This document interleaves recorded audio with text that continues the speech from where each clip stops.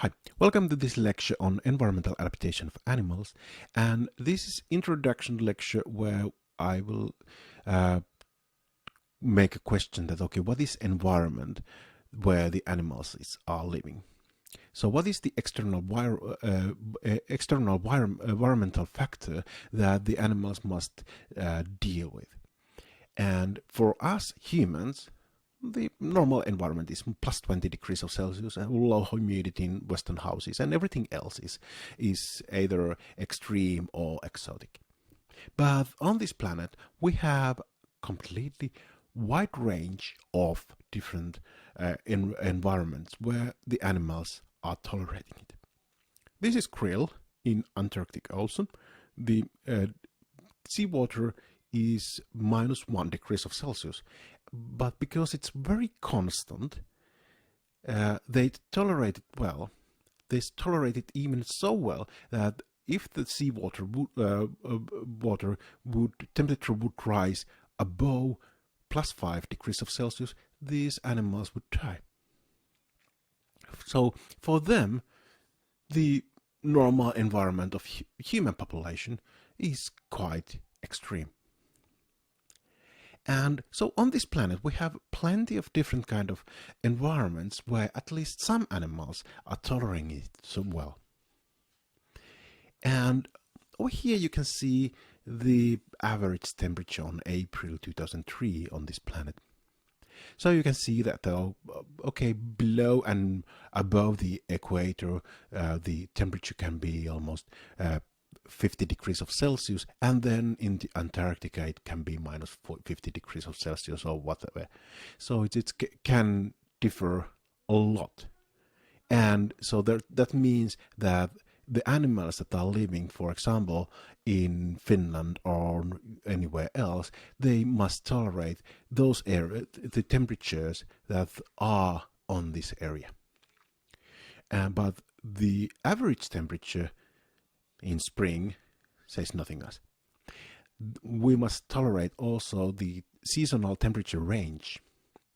So in tropic, in Amazonia, mid-Africa, in the islands in the Asia, the temperature in the summer and the winter are very constant. It's the change is less than 10 degrees of Celsius.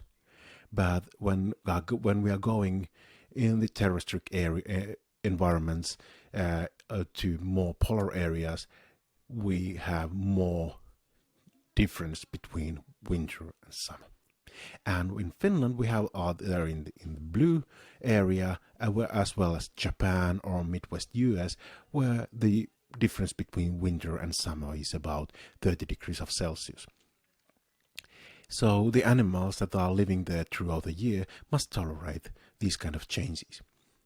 And actually, here in eastern Finland, the extreme hottest day in summer I've been having here, it was 37 degrees of Celsius.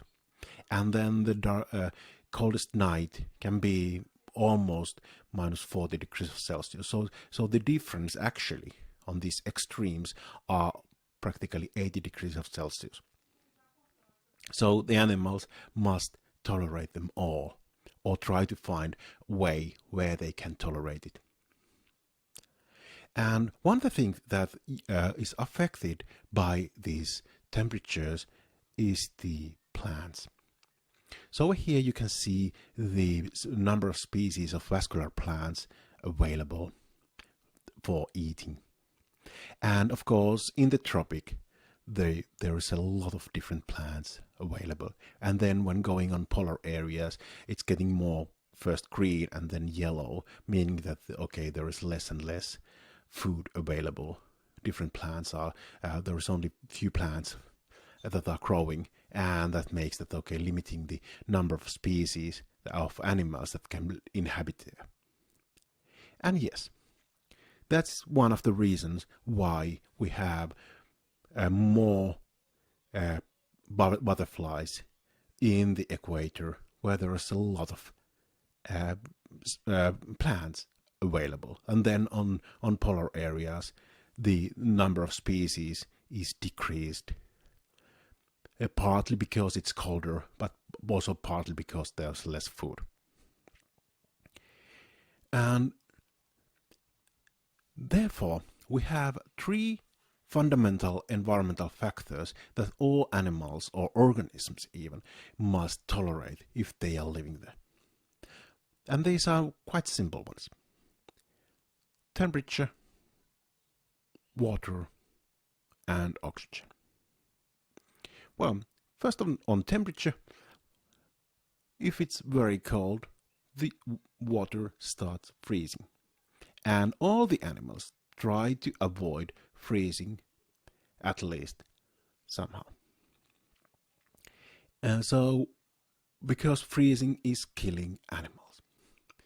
And beside the freezing, we humans, we die in hypothermia much above the freezing point. So because the reaction speed of all biochemical reactions are dependent on the temperature. And that how all the chemical reactions are slower when it's getting colder.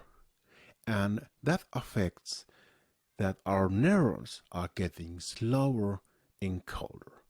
And that affects that in certain points the neurons are not able to maintain the breathing, and that affects that in the hypothermia we are dying. And another thing that is affected by the temperature is the cell membranes. It's affected by two ways. First of all, the freezing is making liquid water to turn on ice crystals. And these ice crystals are hard. And if these ice crystals touch cell membrane, the cell membrane will be leaking. So there is a hole in the cell membrane. And if you have a hole on the surface of your cell, on the cell membrane, you have a dead cell. And that's why all the cells that are freezing without any possibility to prevent these holes, to prevent the break of cell membrane, are dead cells when they are frozen. But beside that, when we are cooling down, the viscosity is increasing, which means the fluidity is decreasing. And it's very difficult to see if you have a bottle of water, but if you have a bottle of olive oil and you put it in refrigerator, it's getting practically solid. And that's the same thing that happens on cell membranes. So they get more solid, so they are not moving so much, and that affects that it's preventing all the movements of membrane proteins in the cell membrane. And that affects that the neurons are not working, and that affects that you are not breathing, and then you die on hypothermia. Okay, so the temperature is something that we must tolerate if we are living in somewhere. And beside that, of course, the oxygen. We all know that, okay, we need oxygen for the energy production because our mitochondria are needing the oxygen. So there is energy production, and if we have oxygen available, we can use mitochondria, and then it's more effective to break down the glycose to produce a lot of ATP. But beside that, we also need it to get rid of the protein waste. So when we are cutting the food particles in small pieces, we are producing protein waste. And one thing that we can do with the protein, we can combine it with our oxygen to form water. And that's why we also need the oxygen there. And then we have the water part, because if we lose water, we get dehydrated. And that's quite severe problem. and so we first get thirsty and etc. But and it's actually lethal. But it's not only us on terrestrial animals, but also in aquatic environments the water can be a problem because we have osmosis. So animals that are living, for example, in oceans where there is a lot of salt in the environment, then they start losing water from the body. So that's why they want to get rid of all the salt, or at least a lot of salt, why they chills. And so this triangle is quite much dealt during the next 7 weeks on this course, because they are the fundamental factors that are affecting on very many different ways in our living here in this planet. And quite often these factors are affecting together, in both in aquatic environments and, surprise surprise, also in terrestrial. So in aquatic environments, this is a very old study I was making 2002, 2003 or something like that, and we just collected fish from the pond, small lake beside our nearest airport. And in the blue there is the temperature, in the yellow dots with green lines there is the oxygen concentration, because we just measured it at the same time when we're collecting the animals. And as you can see that in the summertime, the temperature in the seawater is 20, so it's quite good place to even for swimming, and there's plenty of oxygen available.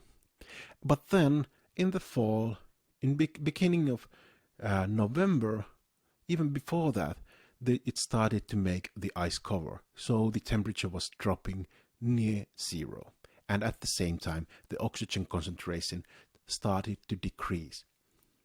And then about from the New Year Eve all the way till beginning of April, there was ice cover all the time. The temperature was practically 0 degrees of Celsius, and there was at least 3 months without any oxygen available in this pond. And that's quite large limitations for the animals who wants to inhabit that pond for throughout the year. But also it affects on terrestrial environments. Okay, of course, when we are going in high mountains, there's less oxygen available. So there's a lot less air, and that's affecting that. Okay, there is also less oxygen. So that's why around 5,000 meters, that's the highest place where humans are habitating. And then if we are going on high mountains, it's getting very difficult for doing any physical exercises. And as you can see from this picture, there's also quite cold, and also the humidity can be a problem in this kind of areas. So different environmental factors can affect simultaneously. And also on the water loss. So over here we have a very common desert iguana in US deserts, and it's one of the only animals on these deserts that are day active, and the temperature in the sand can be around 50 degrees of Celsius, and as they are ectotherms, the temperature in these animals is very high. And what they can do is that they can change their behavior, because if the animal will go 10 centimeters below the surface, it's already 15 degrees of Celsius colder. So that's how you can, by your behavior, you can make your environment more humane or more tolerable. And this is affecting on all environments. The environments can be changing even in small areas. If we think on typical lake that is more deep than 10 meters, in the lowest, in the bottom of it, there is a cold water, and on the surface in summertime there is warm water. So the density of water, because it depends directly on the temperature and the osmolality, so much how much salt there exists, and this limits the mixing. So in the surface, from the air comes some oxygen there, and then there might be some photosynthesis in the water itself, and then that's how that okay, the surface layer is floating there because it's the density is less than in the cold water. And then there is a thermocline where the transition happens. So if we are diving deeper, the temperature is getting closer to zero, and at the same time the oxygen concentration is decreased. And then in the bottom there is not much oxygen available in the deep waters. And this affects also, for example, in the Baltic Ocean, where if they have salt water, it's also more density. So it's the seawater, water that has more salt, less oxygen, that is cold. It stays there in the bottom. But it also affects in smaller scale and causing microenvironment and microclimate. So if we are on the ground, standing there, the temperature in our head weight can vary from, for example, from 70 plus 50 degrees of Celsius. But then in the burrows of rodents, in summertime plus 30 degrees of Celsius, and in the wintertime plus 15. So it's making the variation in the temperature much smaller than when just being there on the ground. So we can have microenvironment where any physical or chemical property are different from the surrounding, or microclimate where the climatic conditions are changed. And this affects, for example, here in eastern Finland, in the wintertime. We have isolating layer of snow, and it helps the animals to survive in these extreme temperatures if they are there below the snow cover, because the temperature is practically zero, whereas in the top of the snow it can be minus 20 degrees Celsius. So snow is a very excellent isolator for these small animals. And also in summertime we have some grass. If you are there inside the grass, you are losing you lose much less humidity, and it's also protect from the extreme temperatures. So that's why we always must remember that, okay, what is the size of this animal that we are looking for? So if it's a very small animal, it has much less weight, so there's much less material that can keep the heat inside. So that's why it gets colder much faster.